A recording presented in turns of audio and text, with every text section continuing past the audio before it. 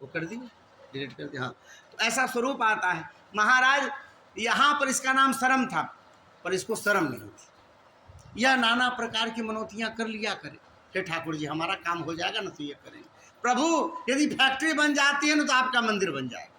हनुमान जी हम आपके चरणों में पड़े हुए, हमारा ये फैक्ट्री बन गई, तैयार हो गया, सब हो गया, पर महाराज कहते हैं भगवान का मंदिर नहीं बना है। महाराज जानकी चौक का यदि दुकान हमारा खुल गया, शोरूम, तो हनुमान जी आपको 1.25 मन लड्डू चढ़ाएंगे। जानकी चौक का दुकान खुल गया, साल भर चल गया, उसकी वार्षिकी मना लिए हैं बड़ी प्रसन्नता से। सब आजकल केक को काटते हैं, सब कर लिए, पर हनुमान जी का नहीं। नौकर को याद था, अरे सेठ जी तुम भूल गए हो, संकट मोचन में मान के आए थे कि हनुमान जी आपको 1.25 मन लड्डू चढ़ाएंगे, भूल गए। बोले जाओ बेटा, 1 रुपया दिया उसको और बोला कि जा करके इससे लड्डू खरीद के चढ़ा देना। अरे 1 रुपये में लड्डू मिलता है? बोले हाँ मिल जाएगा ना, जितना मिल जाएगा उतना चढ़ा देना, तोड़ के दे देंगे सर। अरे सेठ जी भगवान से डरो, आपने 1.25 मन लड्डू के लिए कहा था। सुनो 1.25 बोला था ना, लो 4 आना और 1.25 रुपया हो गया, इसमें लड्डू चढ़ा देना, 1.25 हो जाएगा। अब मन की बात है तो बेटा तुम अपना मन चढ़ा देना, तुम्हारा मन किसी काम का नहीं है। उठना बैठना चलना फिरना सब हमारे मन से करते हो कि हमारे नौकर हो तुम, तुम्हारा मन तो चलता नहीं है, बेकार काम का है। तुम उस मन को जाकर हनुमान जी को चढ़ा के आना। तो 1.25 मन लड्डू तीनों, मन भी हो गया, 1.25 भी हो गया, लड्डू भी हो गया। ऐसा कर करके उसने बड़ी बुद्धिमानी की, खूब इकट्ठा कर लिया। पर महाराज देवी देवताओं से मांगा हुआ, उनकी कृपा से प्राप्त धन जैसे आता है उसी स्वरूप से फिर जाने भी लगता है। अचानक व्यापार में घाटा होने लग गया, बैंकों से बहुत लोन हो गए, बैंकों ने कई बार नोटिस दिया, नहीं मानने पर फैक्ट्री सीज कर ली, दुकान सीज कर ली, मकान सीज कर लिया। फिर से महाराज किराए के घर में आ गए। जब व्यक्ति धनवान होता है तो बड़े लंबे चौड़े रिश्ते होते हैं, वो दूर के मामा, दूर के चाचा, दूर के फूफा हैं, ऐसा कह करके रिश्ता बनाते हैं। हमारे दोस्त के मौसा लगते हैं जी, आप बोलो हमारा काम होगा, ऐसा करके लोग रिश्ता बनाते हैं। पर जब आपके पास धन नहीं होता ना महाराज, यश नहीं होता, आप कार्य करा नहीं सकते, तो धीरे धीरे जो पास का सहोदर रिश्ता होता है, अपना बेटा, अपना भाई, अपनी पत्नी सब छोड़ के चले जाते हैं। बेटा बहू सब छोड़ के चला गया, रोज बैंक वाले आ रहे हैं, रोज पुलिस वाले आ रहे हैं, वहाँ परेशान हो गए तुम्हारे सदरा के पिताजी, सब छोड़ के चले गए। पत्नी भी चली गई, तुम्हारे साथ कौन रहे, मायके चली गई, अकेला पड़ गया। जीवन में जब बहुत व्यक्ति इकट्ठा कर लेना तब उसको बिना उसके रहा नहीं जाता धन से। आप 100 रुपये में जी सकते हैं, पर आप 100 करोड़ के हो जाएं तब आप 1 करोड़ में नहीं जी सकते, ऐसी स्थिति होती। सेठ के साथ ऐसा ही हुआ, धन नहीं रहा तो लोग सलाम नहीं ठोकते। बहुत लोग होते हैं पशुवत होते हैं, या तो महाराज डंडे से डरते हैं या लोभ से डरते हैं। जैसे जीव नहीं होता, या तो गाय जो चारा दो तो खाता, नहीं तो डंडे के डर से रहता है। बाकी तो ये पशुवत जीवन हुआ, नहीं मनुष्यवत जीवन तो हुआ लोग ज्ञान का आदर करे, वरिष्ठ वृद्ध का आदर करे, यह हुआ ज्ञानवान व्यक्ति का स्वभाव। जो धन के कारण ही सलाम ठोके, धन के कारण हुजूर हुजूर दाजू दाजू करे, या जो डंडा जिसके डर से नहीं कुछ करेंगे तो मरबो करेगा, उससे करे, वो व्यक्ति तो पशुवत है। आप पशु जैसा जीवन जी नहीं दे ऐसा करते। अब इसको संसार समझ में आया, मेरा आदर नहीं था, बैंक का आदर था, ऐसी स्थिति थी। बेचारा नगर छोड़ करके निकला, नगर छोड़ के निकला, हिमालय में गल जाएंगे मर जाएंगे, अब नहीं रहना। जब ही ऐसी स्थिति हुई, महाराज बहुत आर्त होकर के दुखी मन से जा रहा था, भगवान बद्रीनाथ ने देखा है, हृदय में दया आ गई, ब्राह्मण का वेश बना करके आए। अरे बनिया क्यों रो रहे हो, क्या कारण है? बोले महाराज पता नहीं क्या हुआ, अपने जीवन में अपना कमाया हुआ इतना खेत, इतना धन, इतना मकान, इतना फैक्ट्री सब बनाया था महाराज, सब चला गया, पता नहीं क्यों चला गया। आप बता सकते हो ब्राह्मण देवता? बोले हाँ बता सकते। क्या? बोले आपने जीवन में खूब मनौतियाँ की, हे भगवान ये करेंगे ये करेंगे ये करेंगे, पूरा नहीं किया। ब्राह्मणों से आपने पूजन करा लिया, दक्षिणा की विधि आई तो 1.25 रुपया दे के कल्याण कर लिया। अरे क्या ब्राह्मणों को देना? महाराज धन के आने का जाने की तो कहानियां बनी पड़ी, क्षणों में हो जाता है, पूरा जीवन बदल जाता है। इतनी बड़ी बड़ी जमींदारी थी, सब समाप्त हो गई। 10-20 साल में हम लोग ने अपने जीवन में देख लिए, बड़े बड़े बाबू लोग थे, अब बाबू लोग के काबू में कोई नहीं रहा, न जमीन न जायदाद न पेड़ न पौधा, सब चला गया। उतने बड़े बड़े चले गए, राजा हरिश्चंद्र, बड़े बड़े सिकंदर चले गए, हम कितने दिन के हैं। पर जीवन में व्यक्ति को जब थोड़ा मिलता है ना महाराज, तो वह माता पिता का अनादर करेगा, बड़े बूढ़ों का अनादर करेगा, संतों का अनादर करेगा, उससे इतना पाप इकट्ठा कर लेता है, फिर महाराज जन्म जन्मांतर तक फिर दुख पाता है। कभी कभी उसी धन से व्यक्ति इतना धर्म कर लेता है, इतना पुण्य कर लेता है कि महाराज जन्म जन्मांतर की बात ही नहीं होती, फिर तो ठाकुर के चरण मिल जाते। नहीं, उतने ही से स्वरूप बदल जाता, थोड़े से ही। सेठ, तुमने अपने लिए अपने जीवन में ही दुख पा लिया, सब चला गया तुम्हारा, उसी से तुमने सब किया। अब अरे महाराज बड़ी गलती हो गई, अब तो अब क्या करें? बोले अब क्या होगा, तुम्हारा चला गया, जिसने दिया था उसने ले लिया, जिसकी कृपा से प्राप्त हुआ था उनके यहाँ से चला गया। कोई उपाय नहीं कि लौट सके? बोले एक उपाय है, पर तुम कर पाओगे तो होगा, क्योंकि मैंने किया था तो हुआ था। क्या किया था आपने? मधुकैटभ नामक दैत्य ने हमें बड़ा परेशान किया। बनिया, हम परेशान हो गए थे, तब हमने रामार्चा यज्ञ किया। यज्ञ के प्रभाव से महाशक्ति प्रकट हुई, उन्होंने उसकी बुद्धि भी मोहित कर दी, उस प्रभाव से हम उन सबका वध कर पाए। अरे मधुकैटभ को मारने वाले, अरे आप साक्षात नारायण हो, चरण पकड़ लिए, भगवान प्रकट भय हैं, बद्री विशाल है महाराज, हृदय विशाल है। जाओ ब्राह्मण देव, जाओ बनिया, तुम एक बार रामार्चा करो। सुनो, अब साठ्यता मत करना। आदमी चोट खा करके बार बार यदि फिर वैसा ही करे तो उसके जीवन से वैसा दुर्भाग्य वाला व्यक्ति दूसरा नहीं। अब जाकर के तुम सब अच्छे से काम करना, संतों की सेवा करना, बड़े बूढ़ों की सेवा करना, माता पिता की सेवा करना, गरीबों की सहायता करना, तुम्हारा सब ठीक हो जाएगा, हो जाएगा महाराज। हाँ, रामार्चा जरूर जाके करो। जा करके लौट करके आया बनिया महाराज, सामग्री खरीदी, रामार्चा किया, मन से रामार्चा किया। आर्थ व्यक्ति होता है ना महाराज, हृदय टूटा हुआ रहता है, जोड़ जोड़ करके सब सामग्री लाया, रामार्चा किया। जब भी रामार्चा किया, रामार्चा का प्रभाव प्रकट होने लग गया महाराज। जब भी रामार्चा का प्रभाव प्रकट होने लग गया, सुबह होते ही सबको प्रसाद बांट करके खाया था, सुबह होते ही लोगों के फोन आने लग गया, अरे सेठ जी कहाँ चले गए थे तुम माल बेचते थे तो हमारा माल बिक जाता था, अच्छे व्यापारी हो, फिर से धंधा शुरू करो। अरे हम कहाँ से शुरू करें, हमारे पास पूंजी नहीं है। बोले तुम माल ले लो, बेच के पैसा दे, हम आपको जानते हैं, आपका बना हुआ मार्केट है, आप एक बार करो, आपको बेचना आता है। सबने सामग्री देनी शुरू की क्रेडिट पे, 1 रुपया जेब में नहीं। महाराज व्यापारी था ही, भगवान की कृपा बनी, फिर से कोशिश करना शुरू किया, और कोशिश करना शुरू किया, जैसे अमिताभ बच्चन के जीवन फिर से फिर गए। मकान बिकने वाला था महाराज, वैसे ही उनका जीवन फिर से फिर गया, संतों की कृपा लगी, फिर से जीवन फिरा। जैसे अमिताभ बच्चन अब जगह जगह मंदिरों में दिखाई देते हैं, तिरुपति में उन्होंने सोने की मुकुट दान की, ये सब कृपा हुई हो, कृपा का फल है महाराज। जीवन में सब चला गया तो ध्यान दिया जब तो। हाँ, तो ये संतों के चरण, यह साधुओं के चरण का फल है, घर में उनके अनुष्ठान होता है। तो यह क्रम है महाराज। आने लग गया, धन आने लग गया, धन आने लग गया तो धीरे धीरे मकान छूटा, फैक्ट्री छूटी, फिर से जानकी चौक का दुकान छूटा, फिर से सब सामग्री आए, और जब भी धन आने लग गया तो धीरे धीरे बेटा, बहू, पोता, पोती, दूर के मामा, दूर के चाचा, दूर के, अरे भैया कहाँ चले गए थे तुम, हमारा तो कलेजा फट गया, कैसे हम तुम्हारे बिना रहे हम ही जानते हैं। संसार वाले ऐसे ही सब इकट्ठे हो गए। अरे जो पत्नी गई हुई थी मायके, वह भी रोती कलपती हुई लौट के चली आएगी, मेरे प्राणनाथ आप कहाँ चले गए थे, हम आपके बिना हम कैसे थे हम भी जानते। पति के अलावा संसार में कोई भी स्त्री का नहीं होता है महाराज।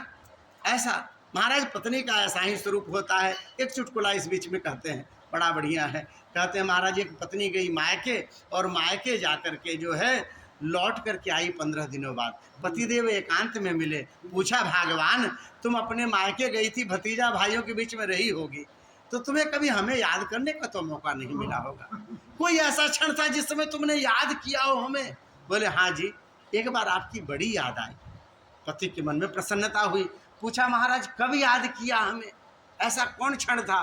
बोले जी जब बस स्टैंड पे उतरे, जब कूली नहीं मिला ना तो बक्सा बड़ा भारी, तो आपकी बड़ी याद आई, आप रहते तो मत्था पे नहीं उठाने देते। तो यह पति का स्वरूप है महाराज। जीवन भर इस सेठ ने यज्ञ किया, और उसके बाद जीवन भर सुख पाया, धन संपत्ति व्यवस्था सब फिर से बन गई रामार्चा के प्रभाव से। महाराज संसार भर पलटते उलटते देखा जा सकता है। भगवान का स्वरूप ही यही है, मसक ही कर ही बिरंची प्रभु अजहु मसकते ही। ऐसा परमात्मा का स्वरूप है हमारे महाराज। जीवन भर यह सब करके सुख भोग करके और जब मरा है ना तो भगवान के साकेत धाम में भगवान के सामने बैठे। ऐसी यह रामार्चा का प्रभाव है। बोले रामार्चन महायज्ञ की। आप छोटी छोटी सामग्री लेकर के आते हैं, रामार्चा में चढ़ाते हैं, इसका क्या महत्व है? एक छोटी सी कथा सुन लेते हैं। बोले महाराज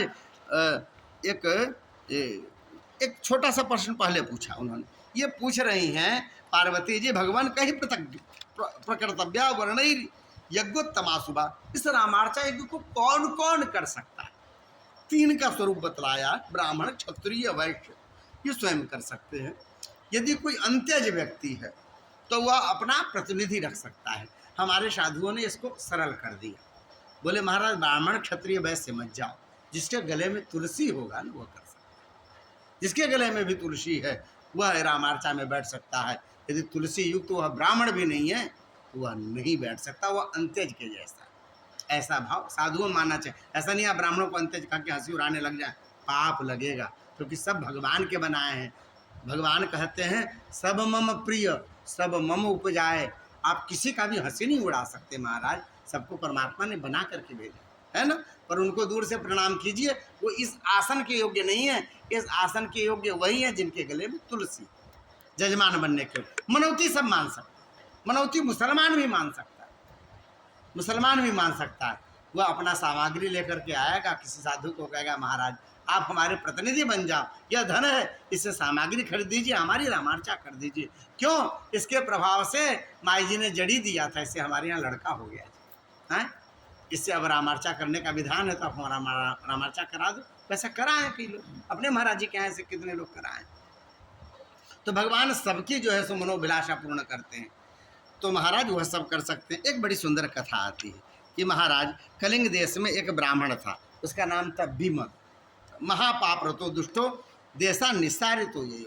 संसार में लोग ब्राह्मणों को भला बुरा कहते हैं। जीवन में जब दुखाना होता है, जीवन में आपके कष्ट आना होता है तो बड़ों के प्रति, संतों के प्रति, ब्राह्मणों के प्रति द्वेष बुद्धि हो जाएगी, अपने आप हो जाएगी। इससे लगेगा कि आपके जीवन में कल्याण नहीं आना है, आप परेशान होंगे। ब्राह्मण, आप कहीं भी कोई पुराण उठा लीजिए, वहाँ लिखे रहे ब्राह्मण एक गरीब ब्राह्मण था। महाराज गरीब आदमी अपना भोजन नहीं चला पाता, संसार उसके हिसाब से कहाँ से चलेगा? तपस्वी होता है, यह बात है। वह भगवान को मानता है, उसका भगवान के अलावा कोई नहीं होता। जब आपके पास कुछ है ही नहीं तो आपके पास भगवान ही ना है, वही सालिग्राम, वही ठाकुर जी, आप उन्हीं की सेवा कर सकते हैं। इसके कारण यहाँ पर वही दिखाया कि महाराज ब्राह्मण था। उसमें भी ब्राह्मण कैसा था? महापापी ब्राह्मण था। उसका नाम था विमद, विमद नाम था। इतना पापी था कि उसको देश से निकाल दिया गया। ये चोरी करता, डकैती करता, महाराज अपने लोभों को पूरा करने के लिए किसी का सामान छीन के ले आए, हमें ये करने का मन है। होता है ना, बहुत लोग के मन में आता है कि ये करें, तो उसके लिए प्रयास नहीं करते, उसके लिए पुरुषार्थ नहीं करते, किसी का उठा के ले आते, बोले हम कर लेंगे। महाराज उनके यहाँ वो चीज़ें नहीं, वो भरता नहीं। आप उसको जितना भर लो आपको घटा रहेगा। क्यों? आप ऐसी चीज़ ला करके रख लिए ना, इसके कारण। तो उसके मन में ऐसा ही था, मैं ये लाऊंगा तो ये हो जाऊंगा। वो जीवन भर चोर बना रहा, वो सब सामग्री चुराता था। होता है ना चोरी करते, सब सामग्री चुराता, और उसके पास कभी भी कुछ बढ़ा नहीं। उसको देश से निकाल दिया गया, लोग परेशान हुए। चला गया गुजरात, मोदी के गुजरात चला गया जी। वहाँ पर भी जाकर के उसकी आदत नहीं छूटी, एक वैश्या के संग में पड़ गया। वैश्या को फूल बड़े पसंद थे, तो वह सुंदर सुंदर फूल ला करके बगीचे से तोड़ के जाता है कि वैश्या प्रसन्न हो जाए, इसको प्रसन्न कर ले। ऐसे में एक बार वह राज उद्यान से सुंदर फूल तोड़ा, उसके हाथों से कोई फूल गिर गया। एक देवदत्त नाम का ब्राह्मण था ना, वह जा रहा था रामार्चा करने के लिए, और रामार्चा करने के लिए जो जा रहा था उसी समय क्या हुआ, उसने देखा कि बड़ा सुंदर पुष्प है। उसने तुरंत पुष्प को हाथ में उठाया और पुष्प को उठा करके सुंदर धो करके जब रामार्चा में पहुंचा, वहाँ उसने रामार्चा जी को चढ़ा दिया। उसके प्रभाव से क्या हुआ, उसके जीवन में तो कुछ हुआ नहीं। वह वैसा के कुसंग में पड़ा था, उसको बहुत धन चाहिए, पत्नी तो रहती है, 2 रोटी में जीवन गुजार लेती है।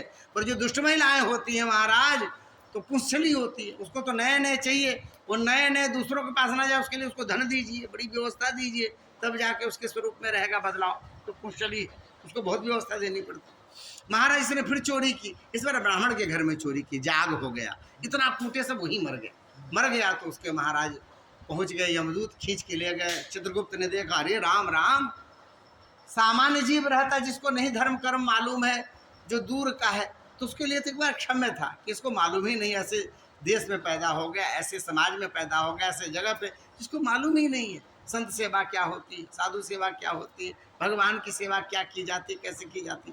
पर ये तो ब्राह्मण के घर में पैदा हुआ था, जहाँ वेद पढ़ा जाता है, शास्त्र पढ़ा जाता है, और इसने ब्राह्मण के शरीर में इसने पाप किए हैं, इसको तो डबल दंड मिलेगा, बोनस ऊपर से है, क्योंकि इसने ब्राह्मण के शरीर में रह के पाप किया, इसलिए यह महादंड का अधिकारी है। इसको खदरांगारक नरक में डालिए। क्यों खदरांगारक नरक में डालेंगे?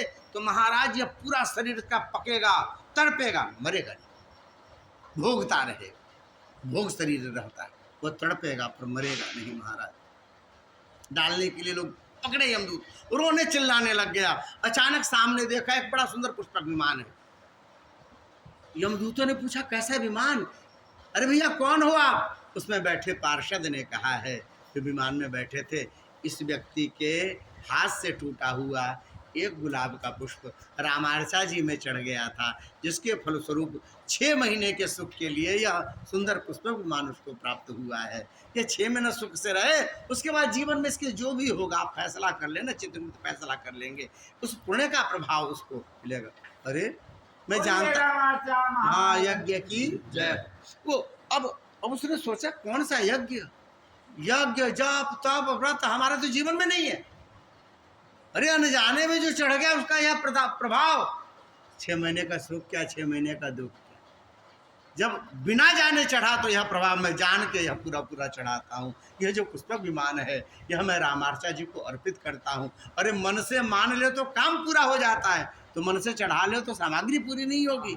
जब भी पुष्पक विमान भगवान के रामार्चा यज्ञ में चढ़ाया है, उसी समय उसके पीछे से पूरा महाराज उस नरक का सीन हट गया। भगवान के पार्षद उसको लेकर के परमात्मा के धाम को चले गए हैं और उसकी मुक्ति हो गई है। यह रामार्चा के प्रसाद की, रामार्चा के पूजन की ऐसी नहीं। भगवान शिव को गौरी जी कहती हैं, प्रभु आपको याद है ना, एक बार आप भी रामार्चा किए थे। भगवान शिव कहते हैं, हाँ देवी, एक बार नारद जी प्रसाद लेकर के आए रामार्चा का, हमें जब भी प्रसाद मिलता है हम अपने आप को रोक नहीं पाते। अरे राम जी का प्रसाद है, मैंने झट से पा ली। आप स्नान करने गई थी, आपने आकर के पूछा मेरे हिस्से का प्रसाद कहाँ है? मैंने कहा देवी मैंने तो पा लिया।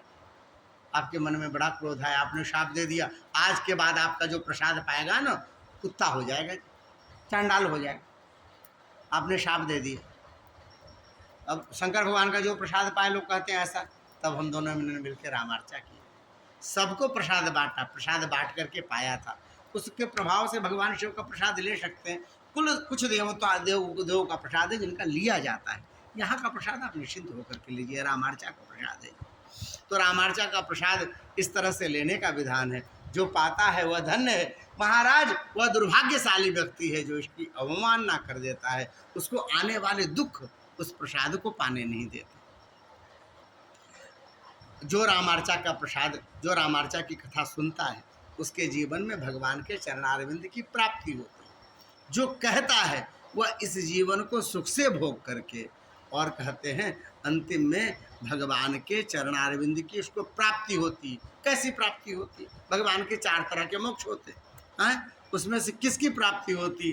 बोले महाराज भगवान के सामने की सीट मिलती है, और राघवेंद्र सरकार कहते हैं तू हमको देखो हम तुमको देखें, बस ऐसे ही जिंदगी चले, तुम हमको निहारो हम तुमको निहारते, ऐसी वाली सीट उसको मिलती है। इस तरह से भगवान के इस कृपा प्रसाद से हम सबने रामार्चा की कथा सुनी। बोलिए रामार्चन महायज्ञ की जय, श्री हनुमान जी महाराज की। यह रामार्चा का आपने इस दिव्य कथा सुनी है। श्री महाराज जी के इस कार्यक्रम में हम सब सहभागी हो पाए, संत की कृपा है, हमारे सदगुरुदेव भगवान की कृपा है, जिन्होंने रामार्चा को इस पूरे संसार में फैलाया। गांव ज्वार में जाएंगे महाराज जी आप, उनको हमसे अच्छे तरीके से कथा सुनने और कथा कहने की आदत है। बड़े भाव से सुनते हैं। जब आप गांव में जाएंगे तो यहाँ पे हमारे महाराज जी ने सबको और कुछ नहीं सिखाया, भगवान की सेवा सिखाई, साधु सेवा सिखाया और रामार्चा का सिखाया। पूरे गांव के लोग सामग्री लेके आते हैं। हम लोग रामार्चा करने जाते हैं तो महाराज 2-3 बोरा चावल हो जाते हैं गाँव में। यहाँ पे हमारे सरकार जहाँ जहाँ कर करके आए थे उन गांव में ऐसे बने हुए स्वरूप, यह सब है। सब जगह कुछ न कुछ जो है भगवत कृपा से यह सब होता है। वही परंपरा अभी तक चली आ रही है। हम लोग जो आज राम कथा कह रहे हैं या यह जो कथा कह रहे हैं महाराज जी, यह भी रामार्चा का प्रभाव है। हमारे बाबूजी अयोध्या में 1 वर्ष रहे, 1 वर्ष का जो भी उनका पैसा था उसको इकट्ठा करके रखा, खर्च नहीं किया, उससे आके रामार्चा 1 वर्ष की रामार्चा के प्रभाव से आज ठाकुर जी की कृपा है। उस समय मंदिर में जो भोग लगे उसके अलावा अन्य का कोई दूसरा जुगाड़ नहीं था, कोई उपाय नहीं थी। आज 10 साधु पाते भी हैं तो ठाकुर जी व्यवस्था करते हैं। ये सब रामार्चा का प्रभाव है, प्रत्यक्ष से। नहीं तो अपना क्या, ना अपनी प्रॉपर्टी, ना अपना पैसा, ना व्यवस्था, ना रिश्तेदार, ना अपना कोई जानने वाला, अभी भी अपना कोई नहीं, कहीं किसी के पास नहीं जाना, किसी के चरणों में नहीं जाना। लोग 10 ठो बताते हैं, हमको इतने लोग जानते हैं, बोलते अपने को कोई नहीं जानता ठाकुर जी के अलावा, किशोर जी के अलावा कोई नहीं जानता। महाराज बड़ी कृपा है। पर जहाँ जानते हैं वहाँ पोस्टर लग रही है, वहाँ व्यवस्था बन रही है, वहाँ जा रहे हैं तो दूध मलाई छन रहा है, केवल इनकी कृपा से। ये प्रत्यक्ष है, हम लोग हैं और क्या करें। यह रामार्चा जी का बड़ा प्रभाव है, बड़ी कृपा है इनकी। अब आपकी कृपा से, अब आपके प्रभाव से, आपके इस उसमें हम सब इस रामार्चा जी को पुनः कर पाए, पुनः सुन पाए। एक बार प्रेम से जय जयकार हो जाए। बोले श्री सीताराम नाम महाराज की, श्री हनुमान जी महाराज की, श्री मिथिला धाम की, श्री जनकपुर धाम की। 2 क्षण भगवान नाम लेते हैं और खूब शीघ्रता से लेते हैं, जिधर उधर कहीं ध्यान न जाए। जय सिया राम, जय जय सिया राम, जय सिया राम, जय जय सिया राम, जय सिया राम, जय जय सिया राम, जय सिया राम, जय जय सिया राम, जय सिया राम, जय जय सिया राम, जय सिया राम, जय जय सिया राम, जय सिया राम, जय जय सिया राम, जय सिया राम, जय जय सिया राम, जय सिया राम, जय जय सिया राम। बोले श्री सीताराम नाम महाराज की।